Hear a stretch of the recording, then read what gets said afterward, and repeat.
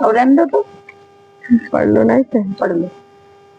12 अध्याय। इतनी कथा सुनने के पश्चात महाराज पृथु ने नारद जी से प्रार्थना की, हे देवर्षि, आपने कार्तिक महात्म्य, कर्क चतुर्थी व्रत और गृहस्थ धर्म के बारे में मुझे इतना कुछ बतलाया है। अब कृपया करके तुलसी का महात्म्य भी बतलाने की कृपा कीजिए। नारद जी बोले, हे राजा पृथु, प्राचीन काल में सहस्राद्रि क्षेत्र के कर्मपुर में अत्यंत ज्ञानी धर्मात्मा तथा ओम नमो भगवते वासुदेवाय मंत्र का जाप करने वाला धर्मांत नामक एवं ब्राह्मण रहता था। वह अतिथियों का आदर सत्कार भी खूब करता था। एक दिन प्रातः काल एक पहर रात्रि शेष रहने पर वह ब्राह्मण पूजा की सामग्री लेकर भगवान के मंदिर को जा रहा था कि इतने में उसने सामने से आती हुई एक अत्यंत भयंकर राक्षसी को देखा। आगे को निकलने होते हुए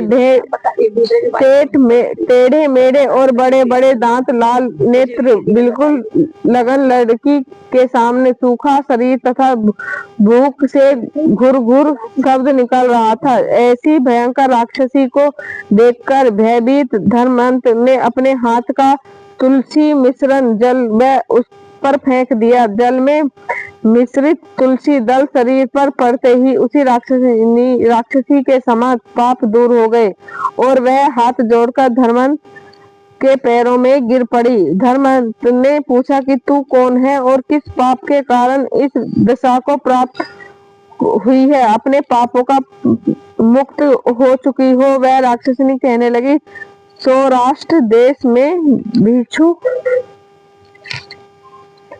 नामक ब्राह्मण की मैं पत्नी थी। मेरा नाम कलहा था। मैंने न तो अपने पति से मीठे वचन बोलती थी और न अच्छा भोजन न फल ही खाने को देती थी। इस विवाह से दुखी होकर तब मेरे पति ने दूसरा विवाह करने के निश्चय किया।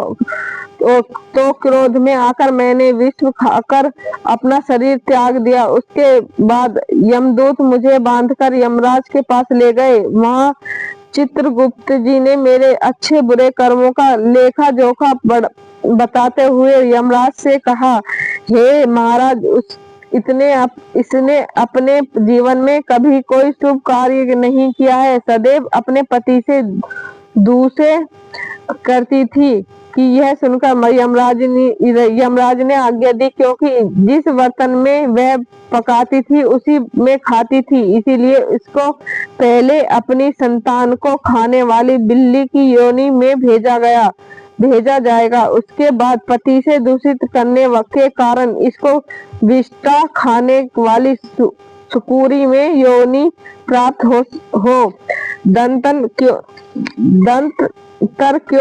क्योंकि इसने आत्महत्या की है, इसलिए प्रेत योनि में जाके सो महाराज, मैं 500 वर्ष से इसी योनि में फिर रही हूँ। भूख और प्यास से दुखी होकर एक वेश्या के शरीर में प्रवेश करके मैं कृष्णा और वेणी नदी के संगम पर गई। जैसे ही मैं नदी के तट पर पहुंची, विष्णु के दूतों ने मुझे वेश्या के शरीर से निकालकर बाहर फेंक दिया।